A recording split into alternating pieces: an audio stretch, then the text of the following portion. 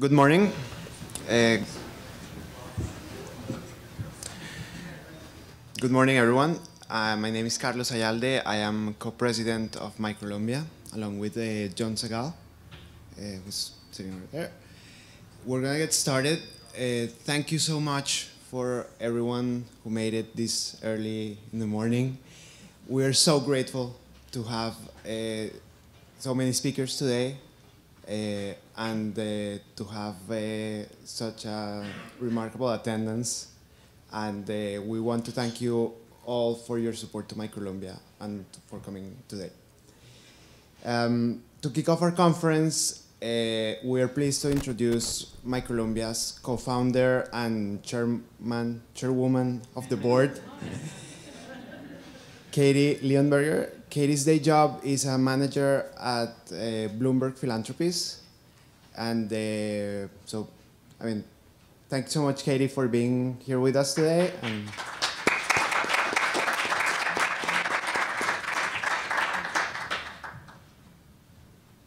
I was saying to Carlos, I was asking this morning, can we say chairwoman? I don't know if that's officially a word, but I think chair lady. Chair. Good morning, everyone. Nice to see you. I know that last night was the business school's last happy hour of the year, so I'm guessing we're going to have more students filtering in later, or at least in time for Alex's comments. But I will be brief, but I just want to touch on 3 points this morning. I'm so thrilled, first of all, to see all of you guys here at our 5th Microfinance conference, sponsored by Microlumbia.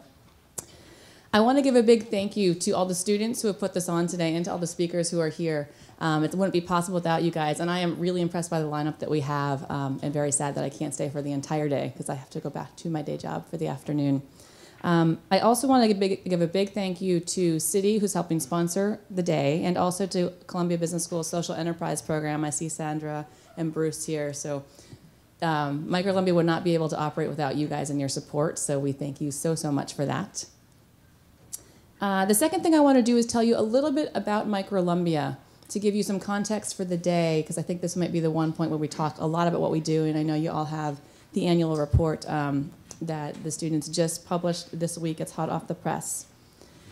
So first and foremost, again, as co-founder of this organization, we started thinking about this in 2007 and formally launched in 2008. It is awesome to see that we are having our 5th annual conference, because I think when we started, we weren't sure what was going to happen after a couple of years. We were warned many times that we had to think about how do you transition, students turn over to every 2 years, et cetera. So it's quite cool to see this is still going.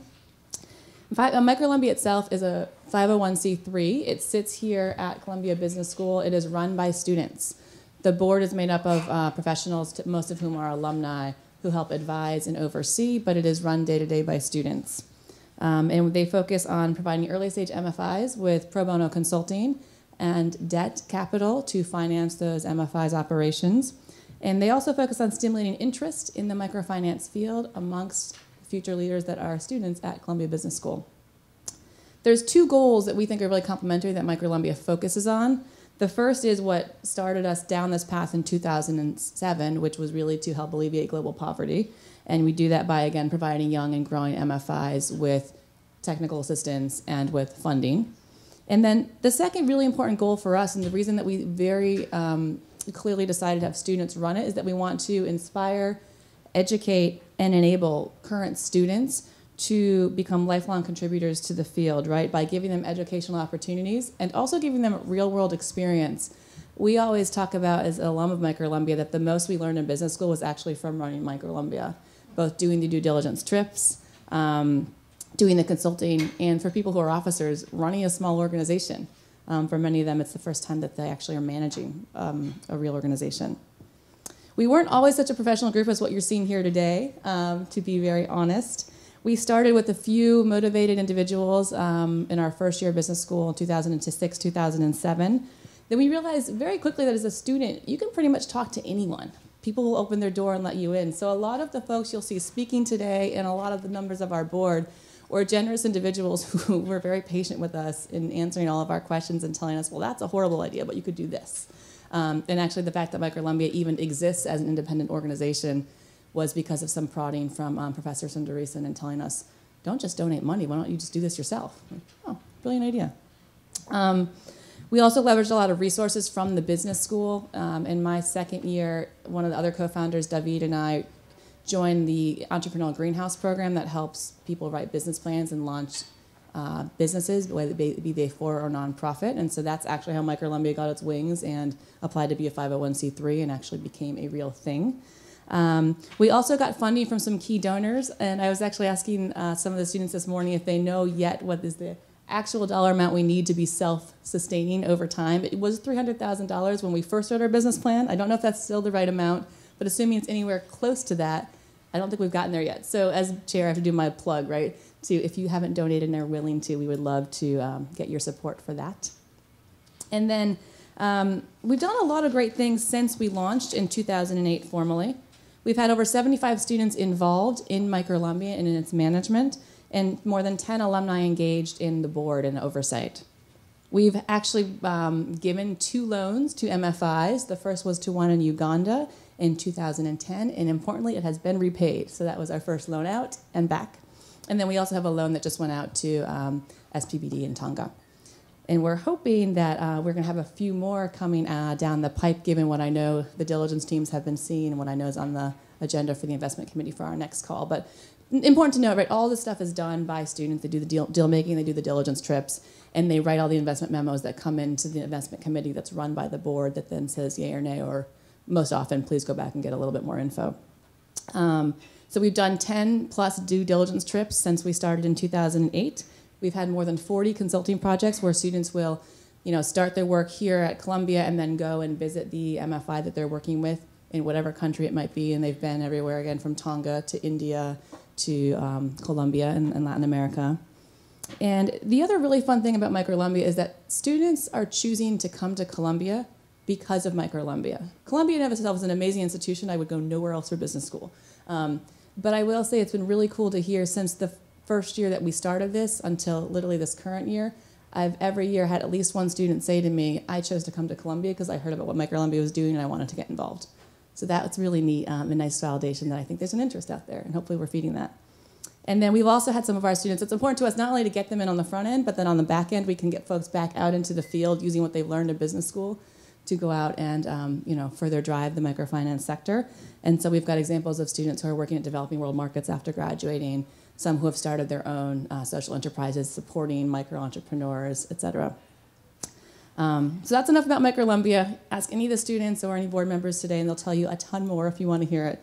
But the last thing I want to do is introduce our keynote speaker, Alex Counts, who is the president and CEO of Grameen Foundation. We are really, really honored to have him here today.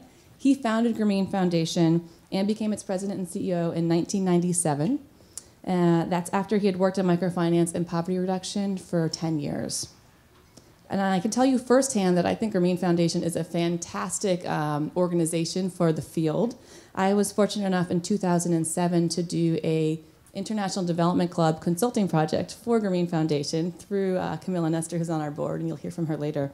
And we got to go to the Philippines and do research on was the market actually saturated? Why were interest rates not going down? If so, what was the answer to help lower rates if it really was so competitive? So what was really notable about that trip was that all of the microfinance institutions we met with there who were partnering with Grameen Foundation had nothing but good things to say about them. They opened their doors to us, some let us stay at the MFIs above where they did their operations on their banking floor.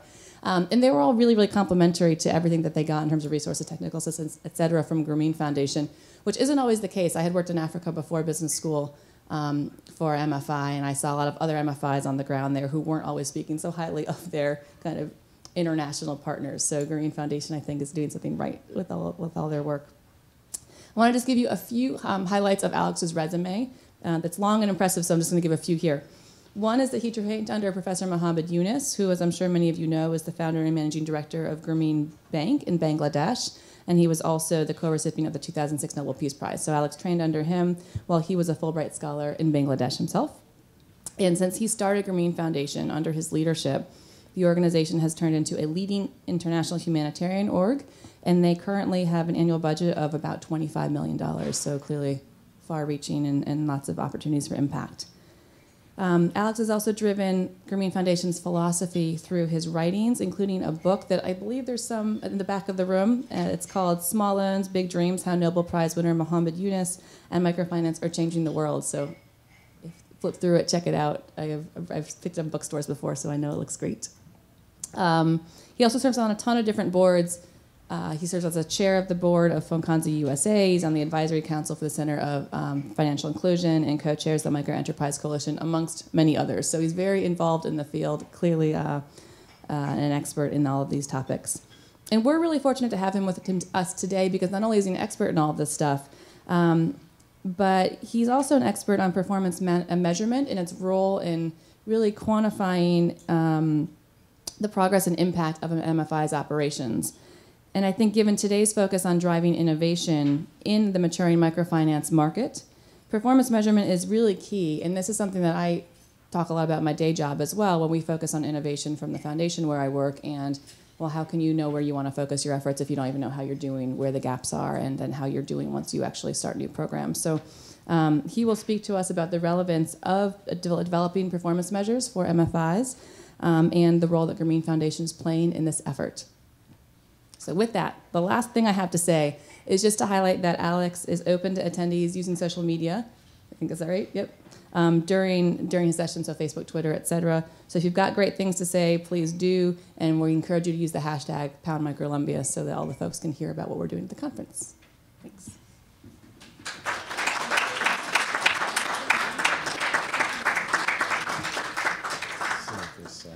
There we go. Well, it's yeah. Please, there's some seats up here if you need to come on down. I'm really excited to be here. I woke up at 20 minutes to 4 this morning in suburban Washington, D.C., and I just kind of jumped out of bed and I said, I'm going to this Columbia conference, and really excited given the reputation it has and the momentum it's had these last 5 years. From my time at Cornell, I only remember one formula, and that formula is free food plus graduate students equals successful event. And it seems that that still holds. The laws of physics have not changed in 24 years. Here I am, and here we are.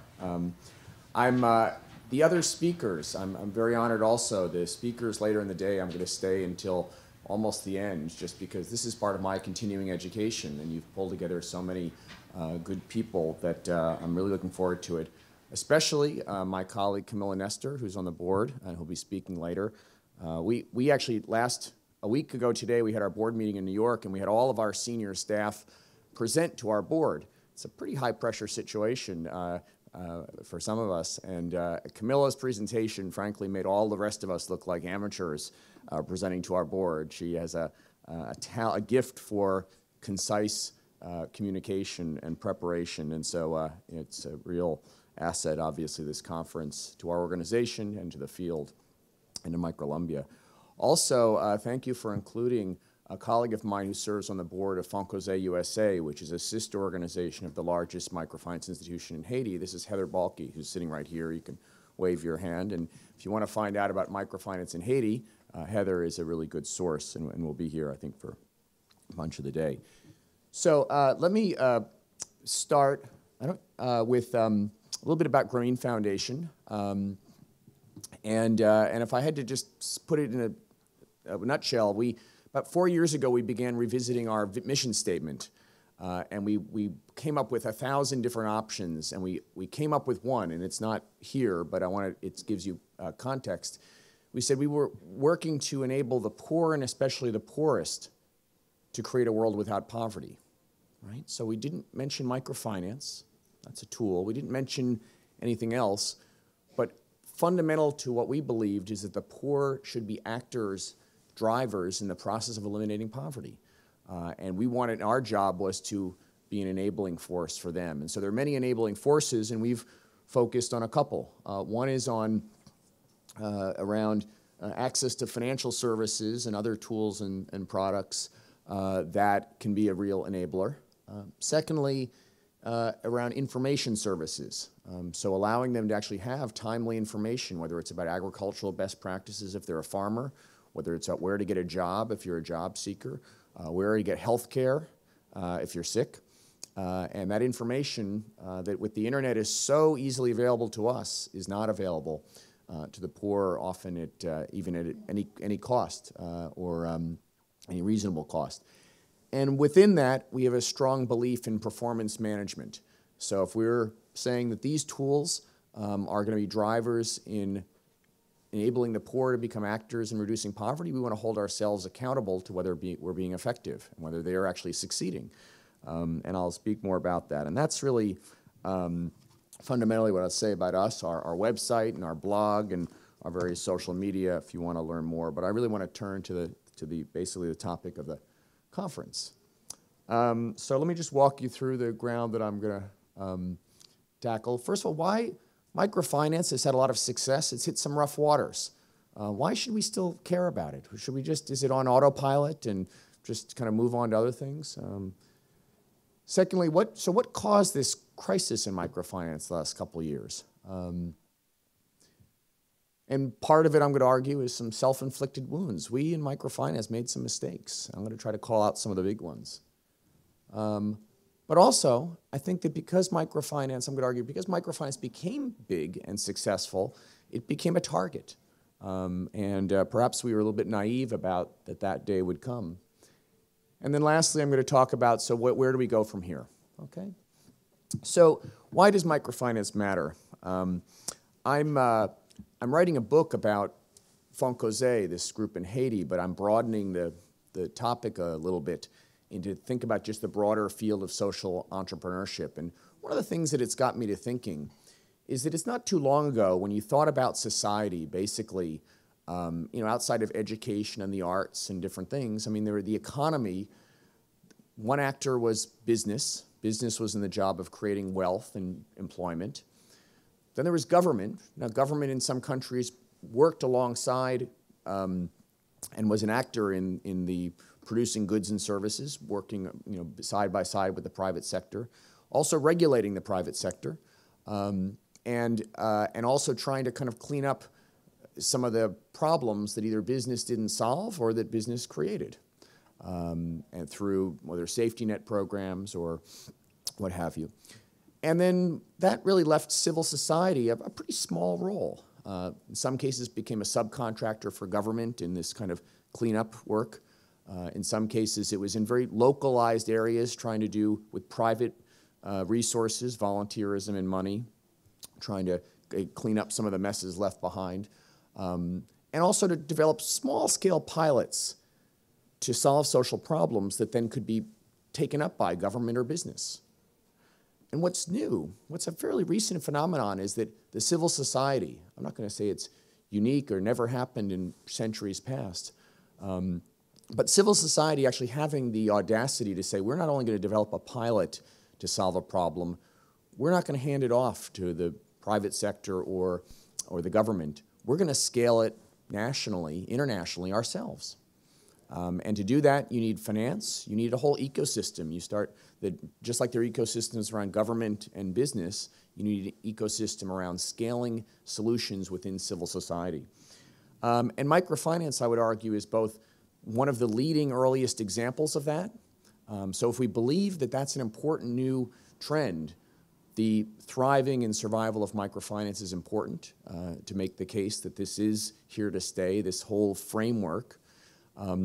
Also, I'm going to argue that microfinance is an important infrastructure for enabling future generations of civil society-led social innovations to scale because of its very nature. And just to play this out a little bit in the history, at least as I read it, and there, by the way, is a very, very good history of microfinance that goes to its antecedents centuries earlier, written by David Rudman, Due Diligence. It's more than a history, but that's one of the most exciting parts of it.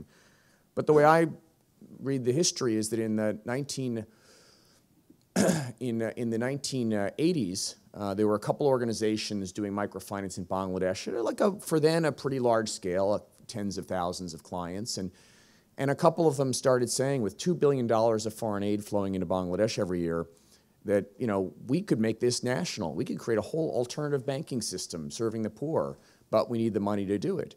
And so a couple of renegades in the aid industry there said, well, how much would it cost to develop us a budget? And they developed a budget, 3 organizations, BRAC, Grameen, and Proshika, $175 million they said it would cost. And these renegades said, well, we got a lot of money coming in here. Why don't we just write their, no one's ever tried anything quite like this before. I mean, the old model was let the banks do it. You prove the concept, or let the government do it, or the government banks, but that they would do it themselves. So it was interesting. It was mostly women in these aid agencies who believed in this. They started to realize that it was being taken seriously when the men started flying in from the capital cities, from Ottawa and New York and London. And by God, they got it through. They got the $175 million. And there were all sorts of mistakes and horror stories along the way, but basically it worked. It worked really well. 2 of those 3 organizations today are flagship organizations regardless: banking, microfinance, social development. One of them had some real problems, but 2 out of 3 ain't bad, right? So, and then you fast forward to 1997 or 6, where a bunch of people, a kind of a ragtag group of volunteers and activists, and said this should be, the UN should declare that microfinance should be as big everywhere as it is in Bangladesh by that point. And the UN said, we're not touching that. Numbers, accountability, time frame. So then these people just held a big conference and set the goal anyway, without any official sanction, the Microcredit Summit, 1997. And if you go to 2007, you'll see a lot of initiatives in microfinance celebrating their 10-year anniversary. Right? If you noticed, including Grameen Foundation, because civil society now said we scaled it up in one country, and Bolivia had a proud tradition. I'm not saying it's all, I do have a little bit of a Bangladesh-centric view of the world, but then the world said, we're going to do it at the global scale. And then it grew. And what it did is it showed that a social innovation could grow basically outside of the control of business, traditional business or traditional government, but with them as partners. And in the process, set up an infrastructure which basically pays for itself, does business on a monthly or even weekly basis with nearly 200 million poor families in the world, and can be an enabling force for other social innovations that often need that contact point and the financing to actually reach that last mile, reach the poor. Well, microfinance is that. It's an enabler for social innovation. It's an infrastructure for social innovation, and it is a social innovation. So I think that it's that microfinance continues to thrive and realize and raise its performance standards and do better is extremely important. So what caused the crisis at the highest level? Again, I'm going to walk. Really, the answer is the next 2 bullets. That we made some mistakes. Hopefully we've learned from them. I think we've learned from, many of us have learned from most of them, maybe not all. And then also, again, I think that the other thing is we got on the radar screen we started to say, with some justification, that we're now an important part of the financial sector in a growing number of countries. We're an important part also of the national strategy to reduce poverty. Well, not surprisingly, there are a lot of people who were already in those spaces or thought they were, and some welcomed us, and some felt very threatened. And the backlash from the threat is the second part of the story. So let's go into this. Okay. So what mistakes did we? And I was, some of these mistakes I would say I was a full participant in. So and I would challenge anyone who says that they weren't, but maybe there is someone. So we focused on numbers. And by the way, there's be a theme here. I want to just be upfront about it. In my study of Foncosé, which is one of the few very large institutions of any kind, national organizations, even in microfinance, that is thoroughly dominated by women at the top tier. And it's kind of an alternate universe, really. And one of the things that is that microfinance, like many, like 99.9% of the institutions in the world, has been dominated by men, even though at the client level, it's dominated by women, the decision makers. And I think that women and men have different ways of approaching things fundamentally. I think there's wisdom in both approaches, but when you get so much of your wisdom from one side and very little from the other side, it creates distortions. And those distortions are throughout our society, every society I'm familiar with, and it's also part of microfinance. And so I'll start here, but you could make that about most of these points. So we focus on numbers, profitability. It used to be that in microfinance we focused on the repayment rates. Were the loans coming back? And then we had all sorts of discussions, how do you calculate them so it's apples to apples? But then we started saying, wow, you get enough for the loans paid back, you're profitable. And whoever was more profitable, was better. I was never a big fan of this. I thought there was some vulnerability. I thought if you become profitable, then you kind of lower your rates because you got more efficient to give some money back to the poor in terms of lower interest rates. And I thought there was some political vulnerability if we became too profitable, which turned out, I think, to be true. People would accuse us of being exploiting the poor, not helping the poor. But everyone was very proud of how profitable they were. And it was very numbers oriented. And again, I think that's a very male way of looking at the world. And then outreach we're numbers. We're doubling every year. We're market share. And where this became really challenging, and this is a little bit of an interpretation, but I think many would agree. In India, when there was this for an IPO, people wanted to be the #1 MFI in India in terms of outreach or loan portfolio or both.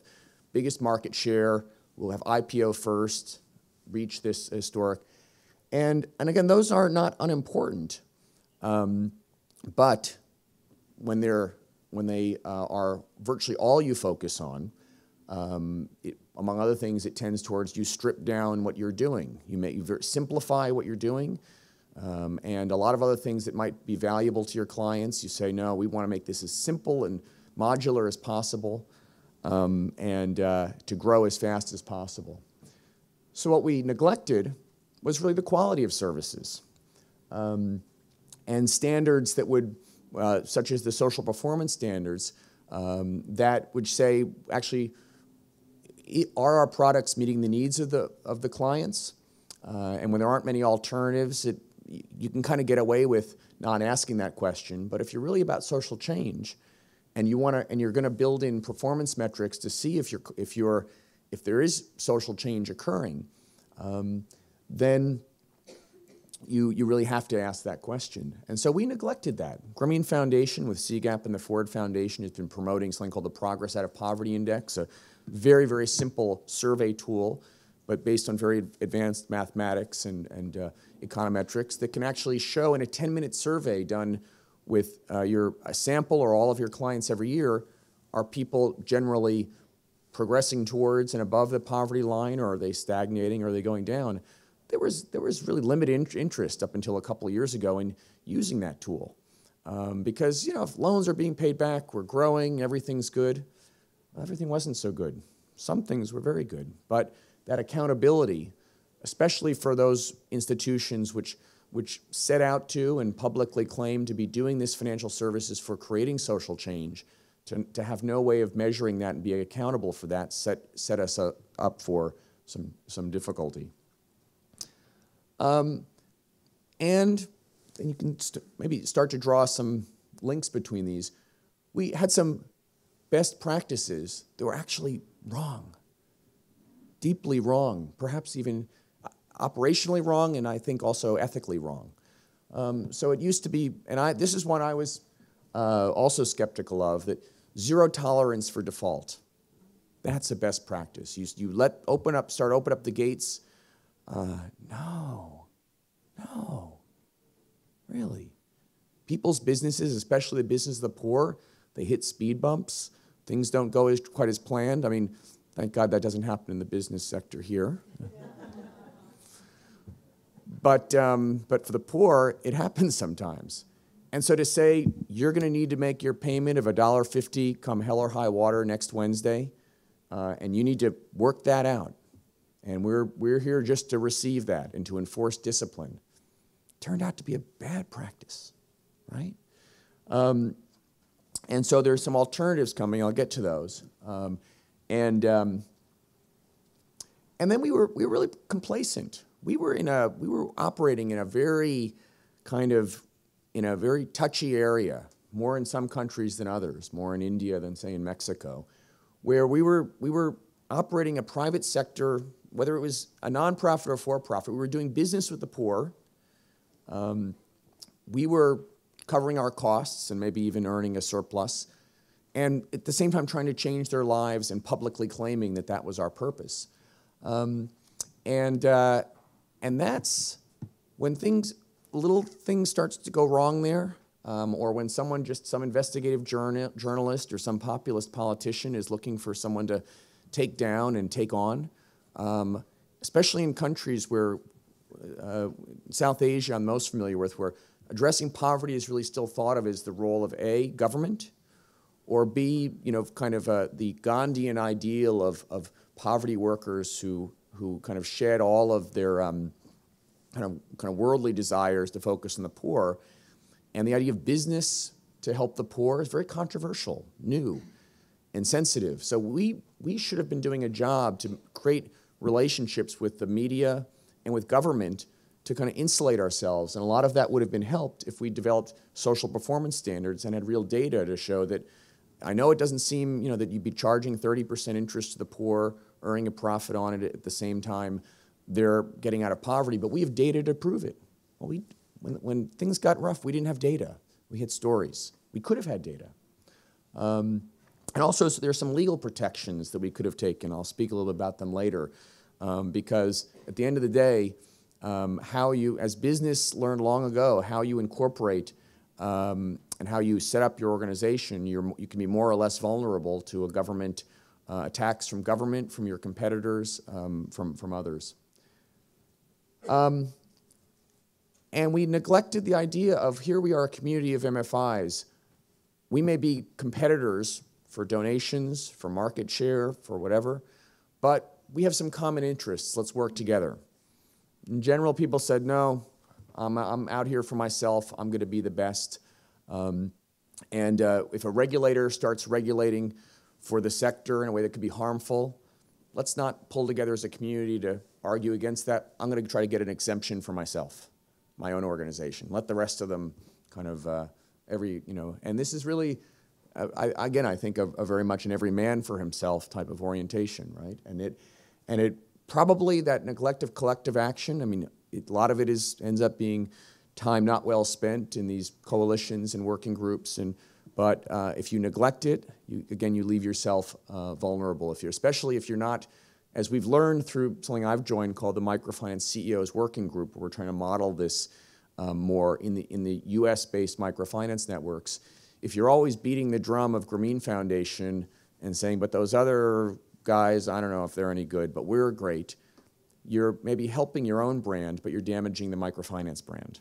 And that was happening all over the place. And again, we have our own, and we were not, Grameen Foundation, I'll say, is not totally immune to criticism on those grounds, but we're trying to catch up. And lastly, greed. So, and I put this to you. I said, imagine that 10 years from now, you're running a social enterprise that you began very idealistically, and you were in this area of social enterprise, and you had an opportunity to get a big windfall personally and for your management team from some sort of a buyout, something. That'll be an interesting thing you may have to deal with. Do you say, I want to take nothing for myself? We want to plow it back into the organization, give a bonus to our clients, our poor clients. Do you want to maybe take something, but the windfall might be 10% of what would be acceptable in the normal commercial profit maximizing sector? So some modesty, but some sharing. Link it to perhaps the benefits that are accrued by your clients. Or do you want to say, I want to get as much as I can, set myself up for life, and then I'll be able to devote myself totally to this work.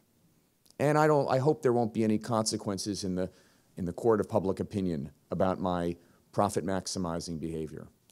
Well, there were a number of people that faced that in recent years, and people made all sorts of decisions, but there were enough of them that made decisions that seemed to be, and by I think many of our standards would be an element of greed, and again, which stokes the the accusation of hypocrisy. If people started out with social change, raised money with that, and raised social investor resources. And enough of those decisions were made in a way that it stoked some serious opposition and skepticism and accusations of hypocrisy to microfinance that then started to feed on themselves.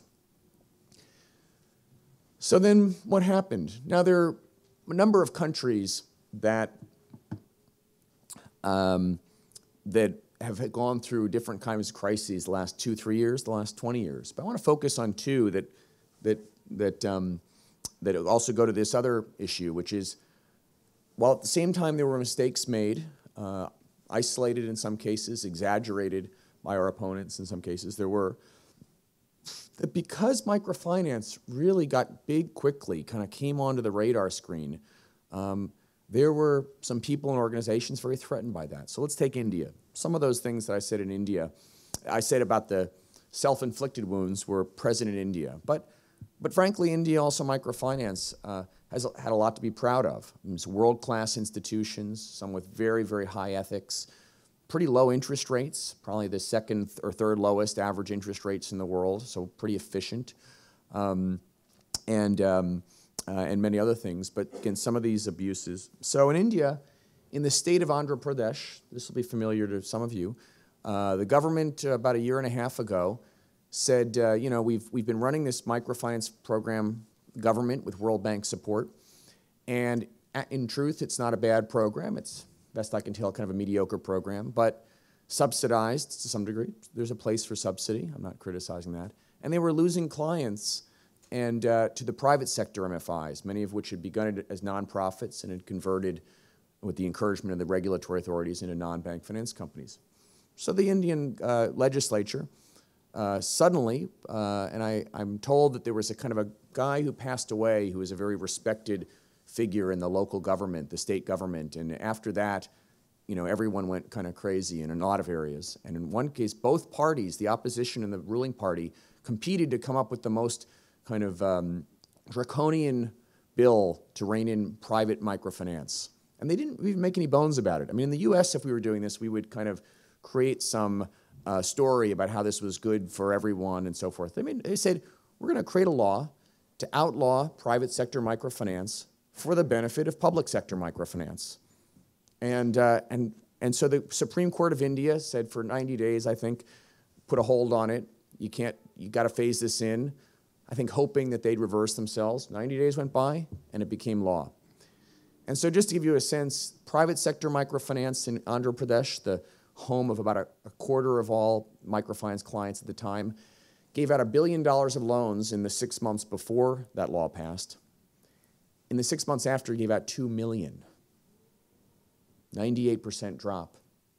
One of the accusations was that, and so in the aftermath of that, and there's a whole literature, growing literature on that, number one is there's some evidence coming in that many of those clients, first of all, the bank financing of the government microfinance, because the banks, that dried up too to a large extent, because everyone got scared. So it backfired on them in many ways, on the government.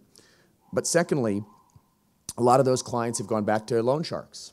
There was a group called MicroSave, which did, I think, some dozens and dozens of focus groups in the last few months, and I think 55% of those focus groups, a majority of the people said they went back to loan sharks because the loan capital dried up.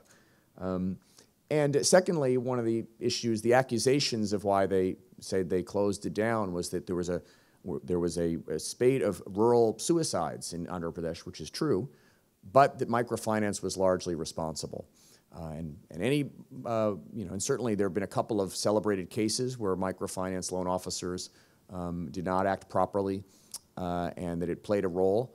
But generally speaking, if you take the largest, if you do the math, you take the largest estimate of the microfinance clients that have committed suicide, the highest, that you just pick all of them, whatever's the top, then you look at the actual frequency of it in the country, you'll find that microfinance clients commit suicide at about 20% the rate of the general rural population. But these are not statistics that get played up by the press. And so this created a crisis throughout the country. Growth capital really dried up for the whole country, even though the basic thing where you couldn't really do business anymore was limited to AP. And I will credit the Indian government for slowly coming up with some laws to regulate it that, if passed, might overturn the AP law. Secondly, that they quietly, I think, prevented other state governments from doing the same. But this was the big one. Then let's turn to Bangladesh. So Bangladesh, around this same time, and I think that's probably coincidental, the Prime Minister of Bangladesh decided to become a very strident critic of microfinance in general, but especially Grameen Bank, the flagship organization in the country, and its founder, Muhammad Yunus, the only Nobel laureate, Bangladeshi Nobel laureate in history. And the motivation, you can guess, I can guess. I think the fact that 1 in 3 families in Bangladesh is connected to Grameen Bank. There's an election coming up, and you could argue, though I think it's faulty, that if the government has more of a firm hold on Grameen, that Grameen clients will feel better about that government and that party that's running it at the time. There are other explanations, some more benign, some more sinister, but let's take that one. So without really, again, many logic, started saying that Muhammad Yunus is corrupt and all these things. None of that stuck. Whatever flaws Muhammad Yunus has, corruption and being materialistic is not one of them. Trust me, I've traveled with him. I've been in his home. Take my word for that. But, so when those didn't stick, they said, well, there's a technicality in the law that we think that even though the government owns only 3% of the shares, that still the government, it's fundamentally a state body. It's because it was set up by an act of parliament. And because of that, in the civil service laws, that you have to retire at age 60. And the Grameen board, which has 3 government appointees, actually appointed by the same government when they were in power in the 90s, said explicitly that this does not apply to Grameen and to Professor Yunus. 11 years go by, no one raised an issue. They said, oops, sorry, Professor Yunus, you're ineligible to serve. You're too old. At 71 years old, said by his 77-year-old finance minister made this statement. Honestly. So there's a long court process. Judiciary is not particularly independent in Bangladesh. And the judge who set down the law mysteriously got 2 promotions in the 6 months after making the decision that the government was right, that he had to step down. And now the government is in the final stages of working to appoint its own managing director and consolidate all of the other Grameen organizations that are set up to be independent of Grameen Bank within Grameen, and one of them is a net assets of about $900 million. So that might be a factor involved here. So this is also an interesting case study in microfinance becoming a big part of the country, and seeming to be a target for government action, and really what we're on the verge of. We're battling against it in the U.S. State Department and other diplomatic, the Canadian government have been trying to raise some real questions about this. We're not sure where it will go, but it's quite scary indeed. So I said why this happens. Let me offer just a final reflection before I go to the where we go from here. And I was kind of talking about this at the Net Impact Conference. I don't know if any of you were there last fall in Portland, I think.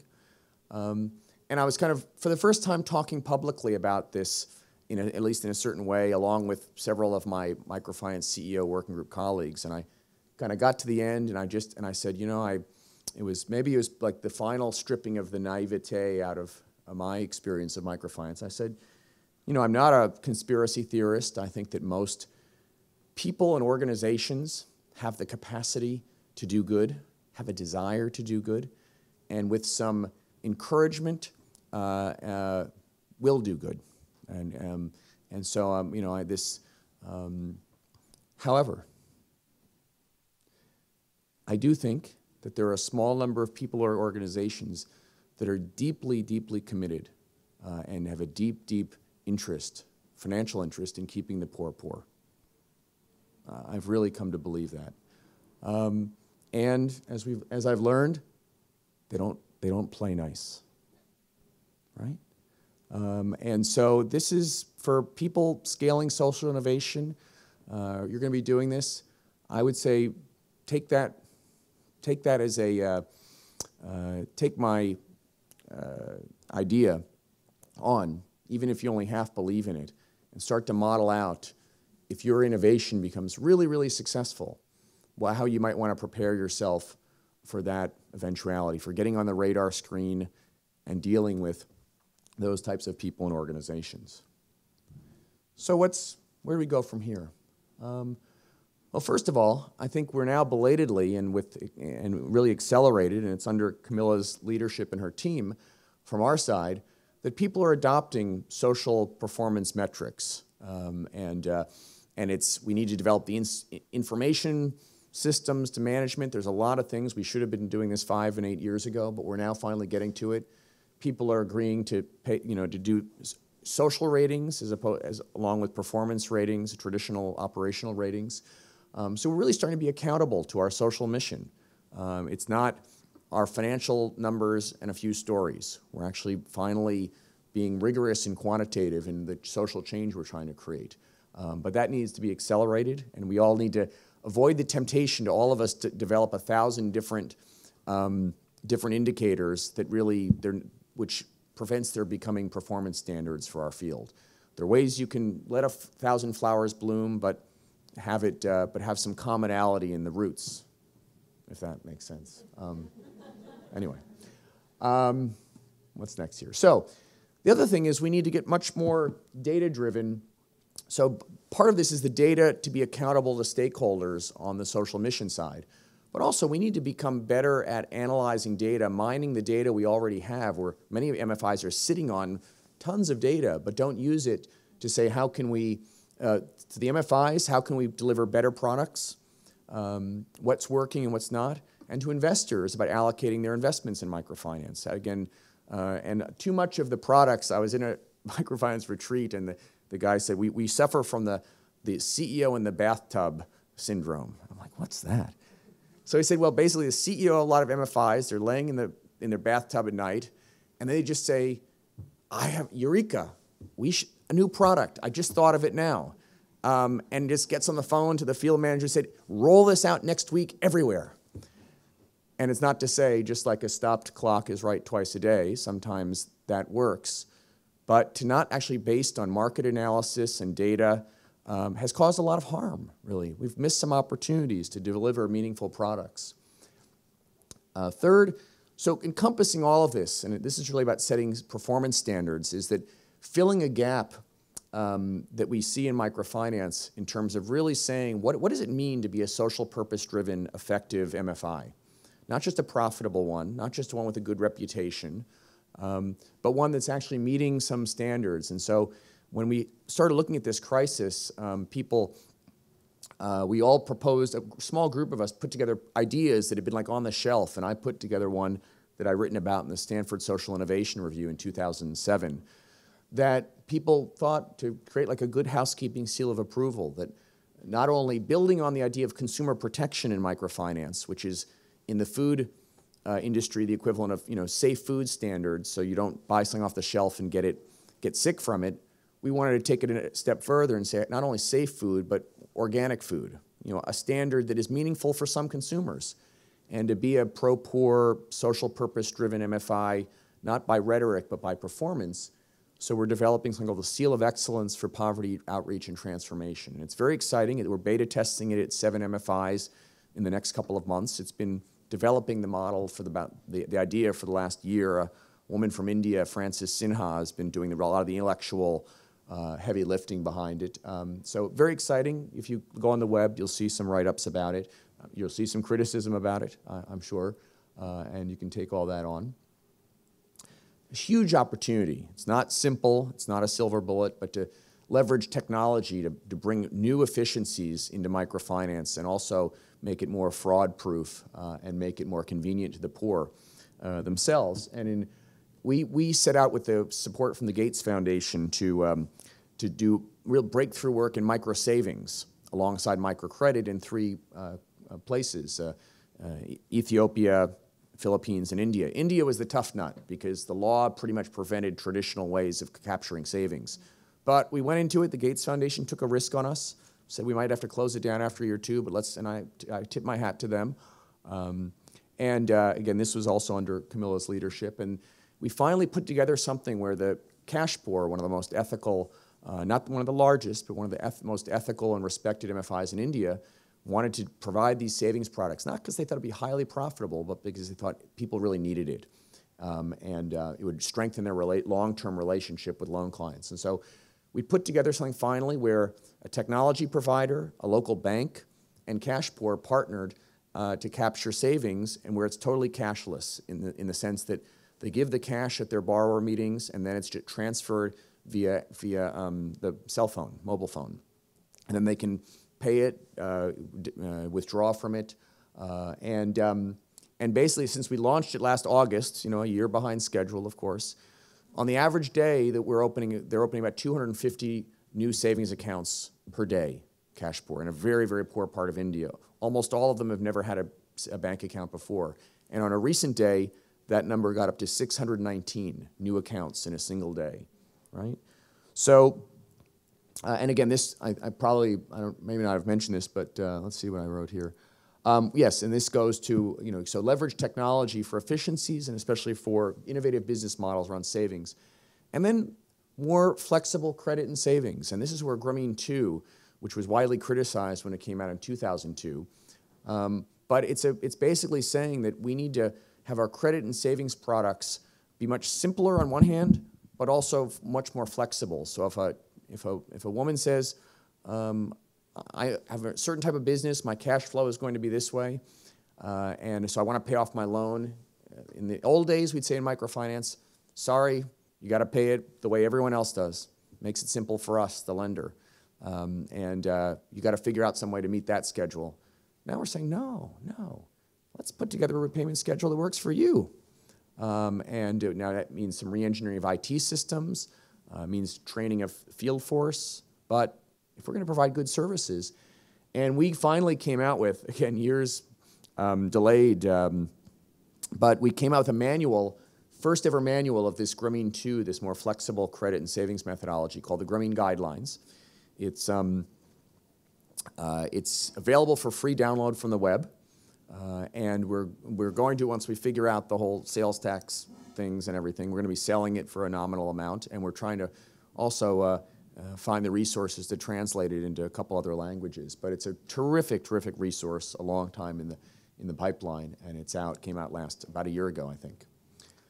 And lastly, and this comes from the Foncosé and Haiti experiment, and it's related to, well, the last bullet, is we need to realize that the poor are not a monolithic group with needs. And as much as we may say that, we developed microfinance largely as if they were. And that's wrong. So let's actually kind of say in Haiti, where Foncosé has studied it for a long time, so there are basically 4 different subsets of poor, and at the top you might say more like formerly poor, near poor. And they all need, there's certain commonalities, but they need different product mixes of, in this case, credit, savings, insurance, and adult education, and miscellaneous other things.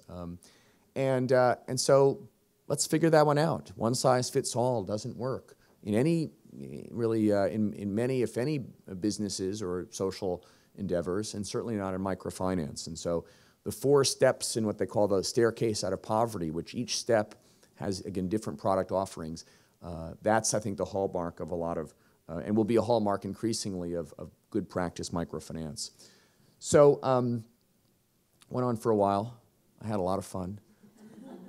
I hope I can meet the standards of the speakers coming up. Thank you very much.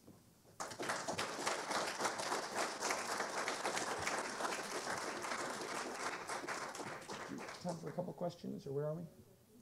Yeah, we have a microphone we can pass around. Okay, good. For questions. All right. Hi. Good morning. Thank you so much for the talk. Ah, yes. Hi. Hi. Thank you for the talk.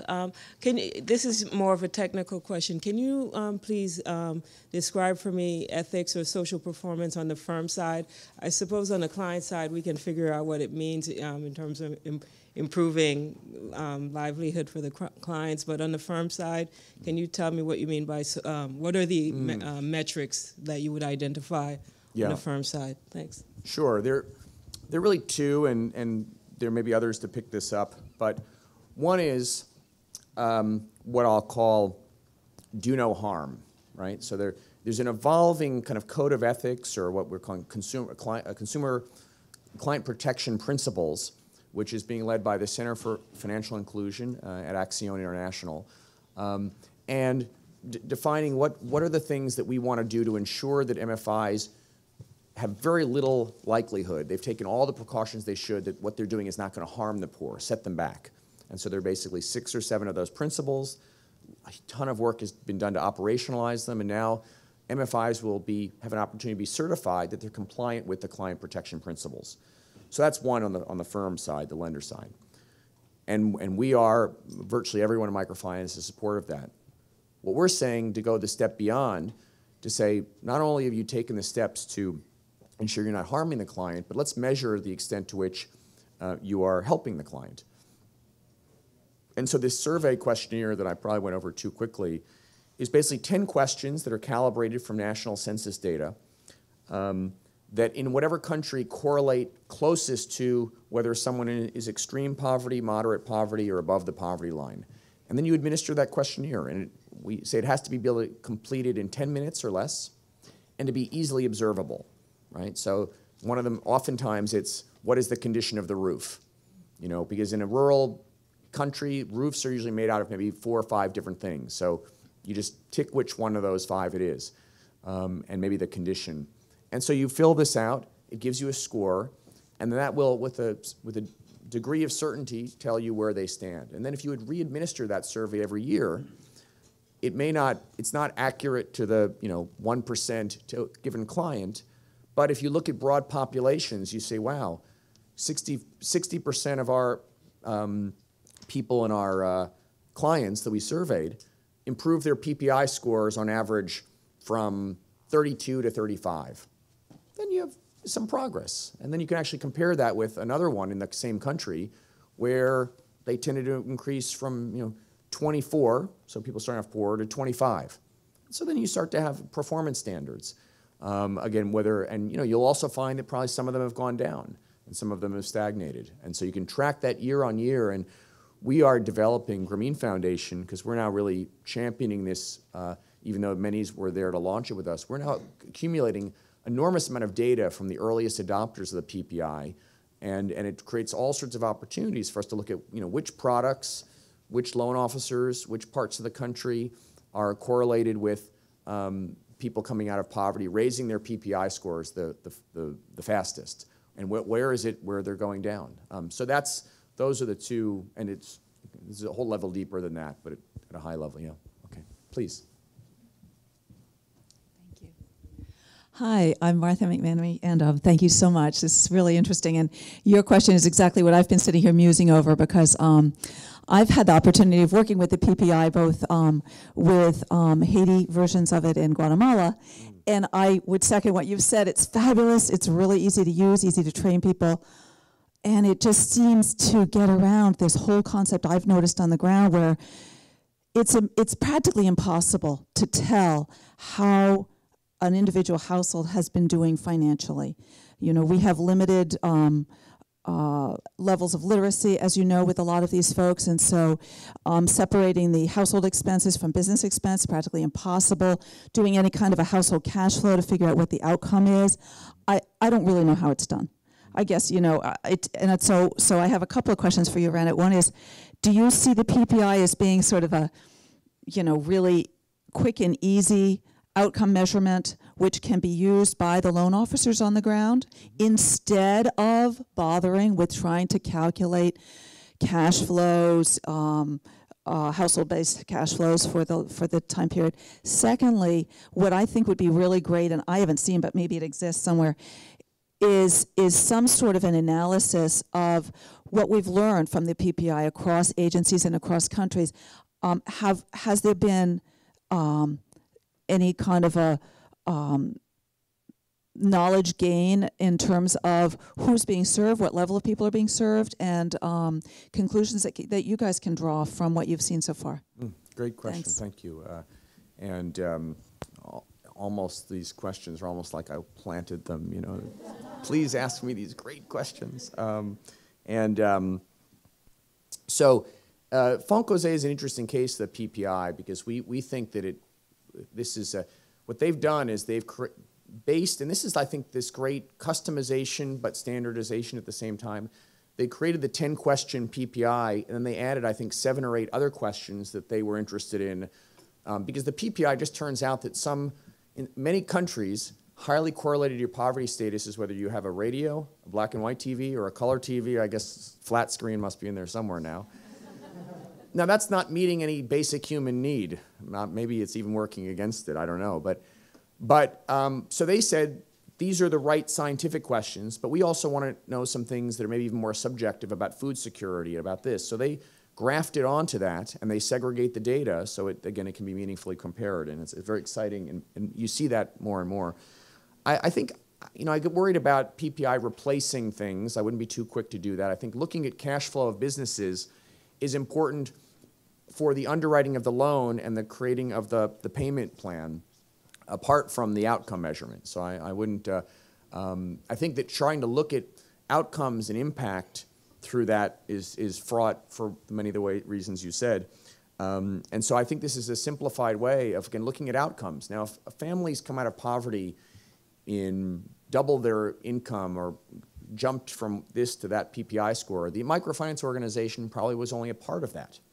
And again, you can look at general trends in the population to get a rough sense of that.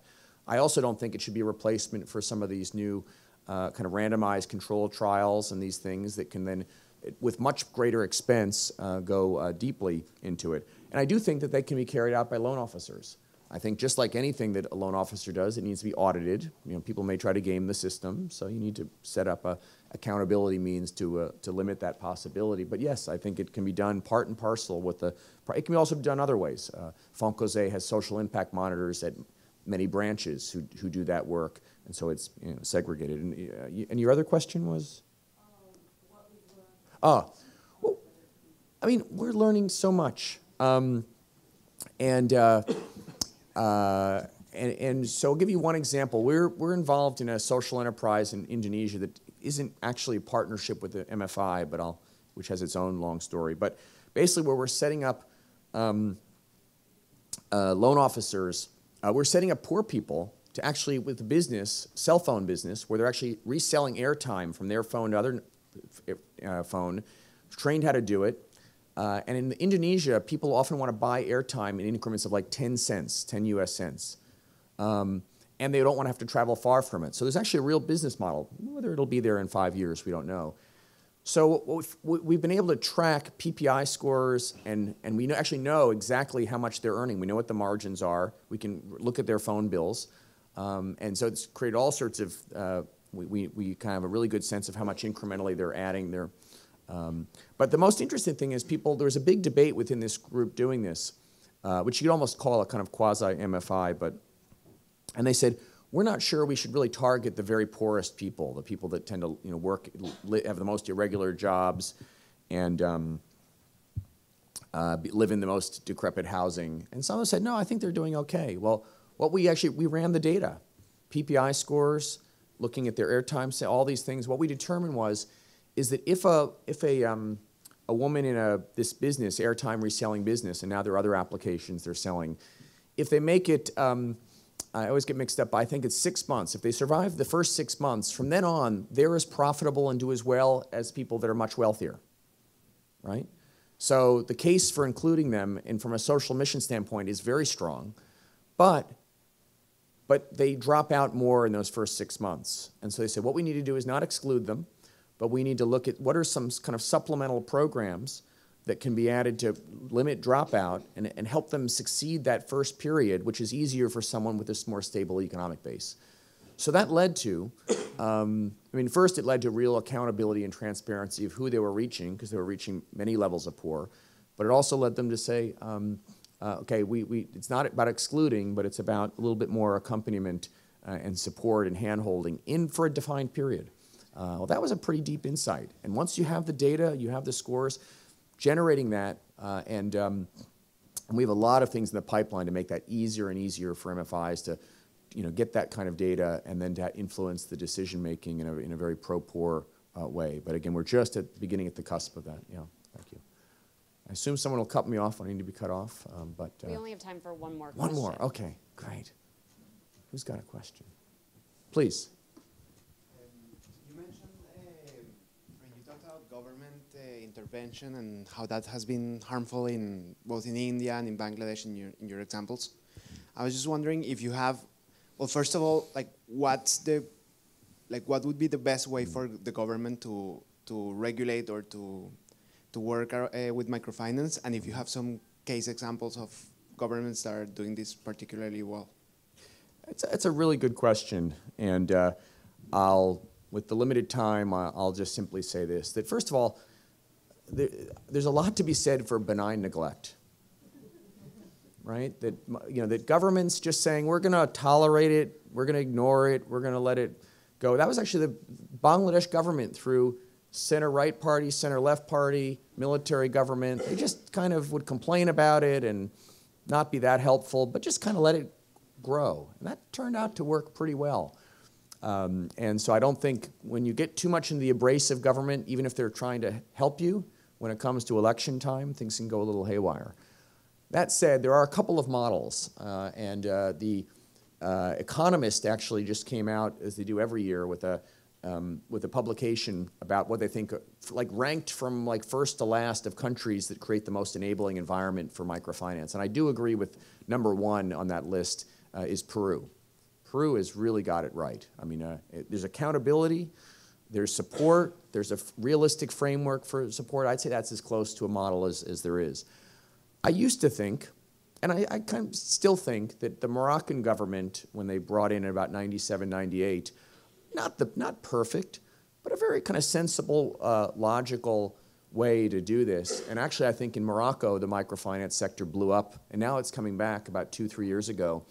Not so much because of government intervention, not so much because of the global financial crisis, it was coincidental, but because of a lot of the kind of overheated market, more the self-inflicted wounds. But I still think I'd give them a solid B+, A-. And now they're trying to work through this crisis. But again, I don't think that was a crisis of government. There are a few other countries that I think have done reasonably well. I mean, Philippines probably is pretty good overall. And again, I would look at that Economist survey. I think when I went down the list, there was nothing that seemed really horribly out of place. But again, at this point, with the kind of real political nature of it, the sensitivities in some country about doing credit, I mean, which is credit with interest, is, I'm told, it's really frowned upon, at least in all of the major religions, at least the Abrahamic faiths, and so you're on rough ground just to start with there. It's that this benign neglect, just kind of letting it organically grow, is not bad, but when you get big enough, that starts to become untenable. And so then I would look to some of the model cases at the top of that list, and I put Peru just about right at the top. So again, thank you very much. Have a great conference. I'm going to be sticking around for it.